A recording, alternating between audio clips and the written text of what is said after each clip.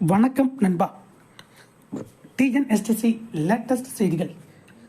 போக்குவரத்து தொழிற்சங்கங்களுடன் மே 29 ஊதிய உயர்வு பேச்சுவார்த்தை. தமிழகத்தில் அரசு போக்குவரத்து கழகங்களில் ஊதிய உயர்வு ஒப்பந்தம் 3 ஆண்டுகளுக்கு ஒரு முறை போடப்பட்டு வந்தது. அந்த வகையில் 14வது ஊதிய ஒப்பந்தம் கடந்த 2022ஆம் ஆண்டு ஆகஸ்ட் மாதம் தான் இறுதி செய்யப்பட்டது.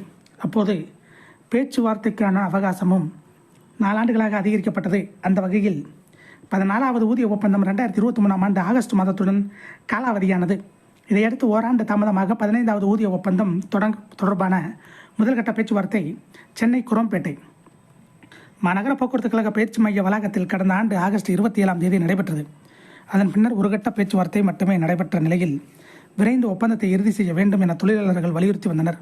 இந்நிலையில் 3ஆம் கட்ட பேச்சுவார்த்தையில் பங்கேற்க வருமாறு பேச்சுவார்த்தை குழு தரப்பில் தொழிற்சங்கங்களுக்கு அழைப்பு விடுக்கப்பட்டுள்ளது. அதன்படி மே 29ஆம் தேதி காலை 11 மணிக்கு குரோம்பேட்டையில் பேச்சுவார்த்தை நடைபெற உள்ளது. இது போன்ற போக்குவரத்து துறை அப்டேட்டுகளை உடனுக்குடன் தெரிந்து கொள்ள நம்ம சேனல் சப்ஸ்கிரைப் பண்ணுங்கள், ஷேர் பண்ணுங்கள், லைக் பண்ணுங்கள். நன்றி, வணக்கம்.